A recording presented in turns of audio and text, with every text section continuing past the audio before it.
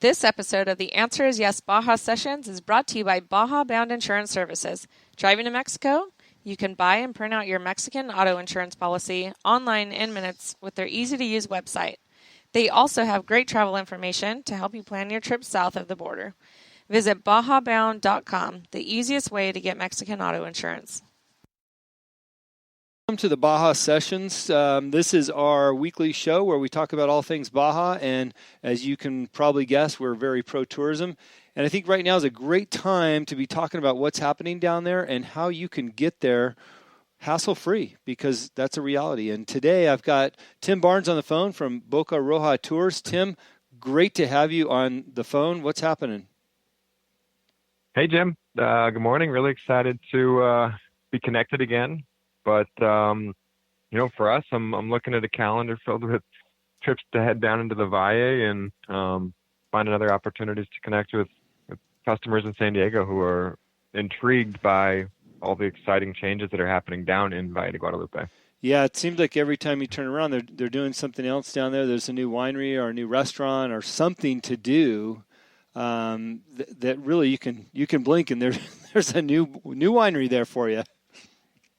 It's true. It's funny, and I used to blush and feel a little silly, but from a Saturday to a Saturday, in 1 week's time, I'll be hosting a group, and we'll turn a corner, and they'll ask me what something is, and I'll look and say, honestly, that was not here last week. And it's not because I don't know. I don't want to come off like I don't know where I'm going, but I'm like, truly, these things are coming up overnight, and it's just such an exciting energy, and it's cool to see the local culture, especially the younger crowds from, coming out of that excellent university in Ensenada, really inspired by the wine and food culture and just how much support and momentum it's gained our customers feel it immediately. They know that this is something that's changing, something that's special, and it's not gonna, it'll morph into what it morphs into, but it's kind of like special to say I was there now, because it's changing and it's growing. Yeah, we'll be able to say remember when. And you especially, because how long have you been going down there now in the tourism business? Like me, I know you've been going down to Baja for a very long time, but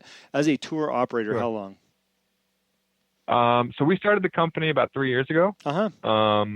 It is as much of a passion project as a business could ever be, but initially it was personal adventures with she was my girlfriend then, now she's my wife. Yeah. But looking for surf and food and culture and just a quiet, relaxing getaway. And as people were intrigued by our stories and photos we were sharing, say, well, shoot, come with me. It's as good as I'm, showing on Facebook. It's not my fake, Instagram life. It's really that awesome.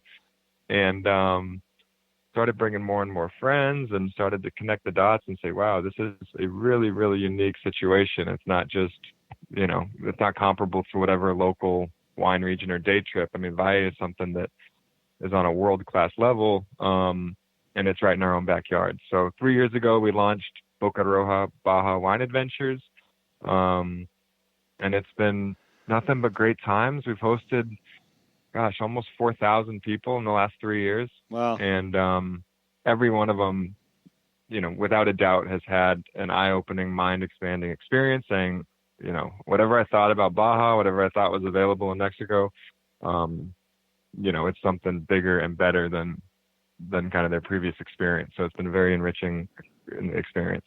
Sometimes we laugh on this show about you bring down somebody for the first time and the answer to this already. They fall in love. They're moving down there next week. They're packing their bags. They're going to be there. How many times have you heard that in what you're doing? That is an internal conversation and sort of over. They're going down to Mexico for 12 hours. Maybe they've never been. Maybe they went, in yesteryear, and they've got their stories, and but it's been a while, and you can tell there's this little bit of nervous energy in the van. They're meeting a new driver. That's just getting the early morning kind of kinks out. And by that first turn near Baja Malibu, and it's just wide open coastline and houses on the beach and perfect panoramic views of the ocean, people start asking, so, just curious. What would it cost to buy that place right there? And I'm like, check the clock, and I go, great. 32 minutes into the trip, we got somebody who's moving down here for life. Yeah, and all of a sudden you're a realtor. Yeah, no, exactly. So, no, you're right. It goes quick, and it's such an amazing place. And what I think is really neat too, it's really the most dynamic border crossing in the world. There's no other place where life on one side of the border is so different culturally, just geographically. So it's cool because even in a single day trip or a short weekend trip, you can feel like you had this grand, international travel experience.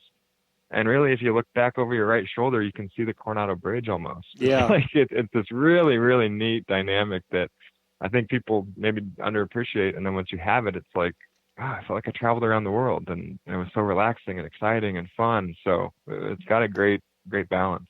One thing I really appreciate about Baja, especially the coastlines, is that they've preserved the view. When I was growing up, I was in Newport Beach. It's really hard to see the ocean from the freeway. And you know what I'm talking about, right?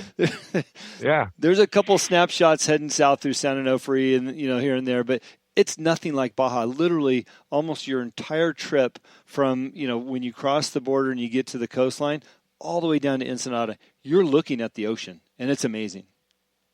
It's amazing. It rivals Big Sur. These famous stretches of coastline, like you mentioned, little pockets through LA and other places. But that's another conversation we hear from clients, because many of our clients are SoCal, San Diego residents. Again, some familiarity with Baja or maybe first timers.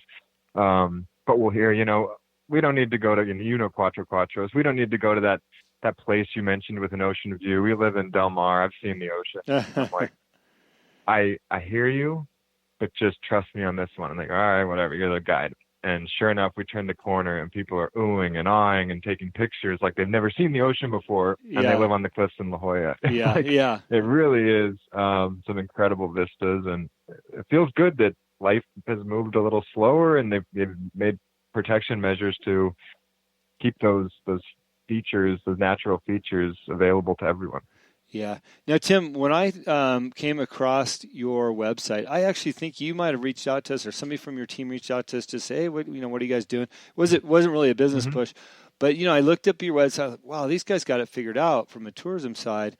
And I've been on a few of your tours. You've hosted a lot of our guests since we started up. We'd love to be doing more. But you guys really have it figured out. Can you tell our listeners a little bit about what you do and what somebody can expect when they hop on a tour to go down to Mexico? Yeah, absolutely.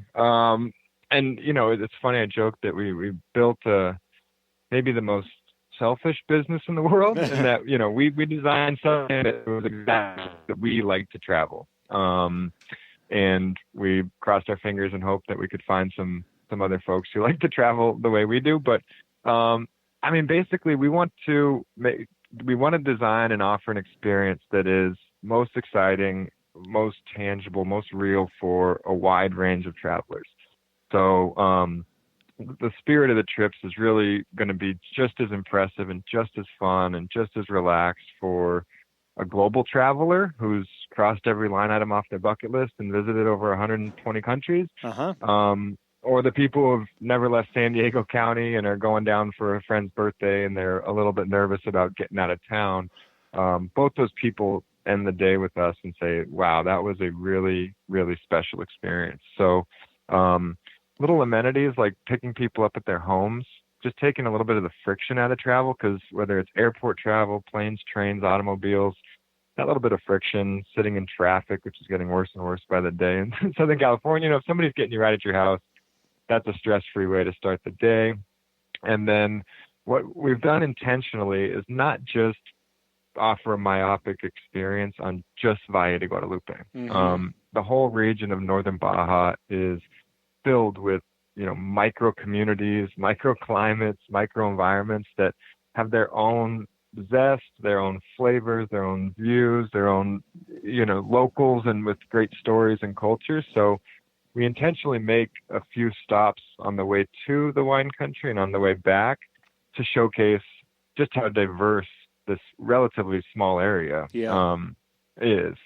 And that, I think, gives people, which it goes just above and beyond wine and food, right? Like if it was just, we took them to a warehouse and said, here's the best wine to buy and here's a meal and we're going home. That's not as exciting. When people feel like they really had the chance to connect with the local culture and see a new side of Mexico that maybe they hadn't knew existed or never had experienced, that really shifts it and becomes this kind of, they just look at the world a little bit differently. And we can see it in their reviews and their feedback and the way that they continue to book with us and send their friends. It's really more of a life, something that's an experience that sticks with them for a very long time rather than just a hop on, hop off type of ride. Yeah. I love what you've done, Tim, in terms of thinking about all the little things. And you're spot on with saying any type of traveler can come and enjoy with you guys. I've done both sides of the fence through my corporate life and then just personally. But what I love is when you get on get in the van, you're greeted with the driver that, we would expect that, you've got great drivers, but, you've got the Mexican blankets, you've got the ice chest with some Mexican beers and some waters. And, if somebody wants to pop one early, it's all about that. Hey, we're going to Mexico. We're here to have some fun. But then you continue that on, and as you suggested, you give them a little bit more culture than just going to a wine warehouse. You stop at the taco stand there in Rosarita, and you're outside eating tacos, and the owner comes out and shakes your hand and meets your guests, and they can watch these tacos being made. Where some trips, people are taken to that expensive breakfast that's traditional, and it's in a confined area, and it's all fancy. You're completely missing the story. Whereas when you're eating tacos outside in Rosarita and you look across the street and there's some dogs over there and there's things that you can take pictures of, the pharmacia and the bakery, that's what it's all about, right? Just that culture there. Yeah, exactly. I mean, we coined it, and it's not our term. We didn't invent it, but it's really a live like a local experience. Yeah.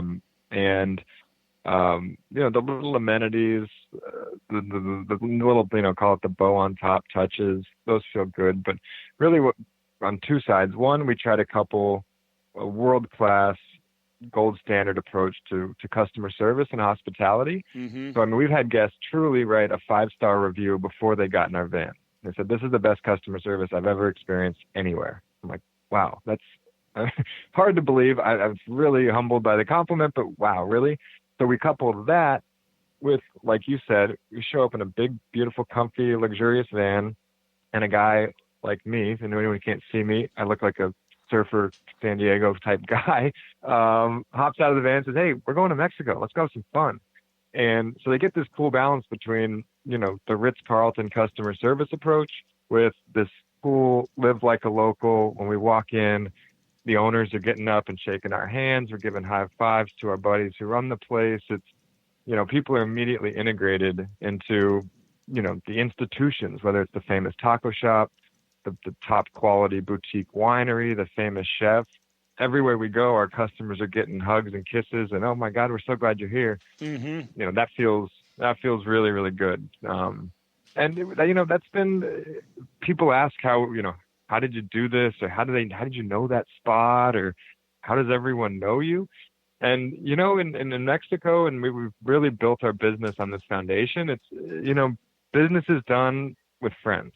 So we break bread with our partners. We, on weekends, we're spending time with them, hanging out with them. We didn't come in and say, what's the very best rate you can give us? And we're going to negotiate this and pull out contracts and service agreements. It was, let's just be friends and have fun. And I want to introduce you to my buddies and my customers. And it's grown like that. And that's afforded us some opportunities and access and the ability to offer experiences that are really, really unique and special for our clients. Yeah. Now, let's just get this out of the way real fast. We should have done it earlier, but you're doing tours right now. Everybody's watching the news. I know that usually blows up what the real situation is, but what's happening in terms of the tours and going south right now? You mentioned that people are staying away, that the lines are actually a little bit shorter in some cases. Yeah, it's funny. And so there's a situation, the caravan situation, a couple thousand people are looking to cross. we live it every day. I cross the border 2 or 3 times a week. Half my team lives in Mexico, half of them live in San Diego. So we've got our finger on the pulse in terms of what's going on. So I really actually don't, and I'll read the news, but I usually don't watch the 20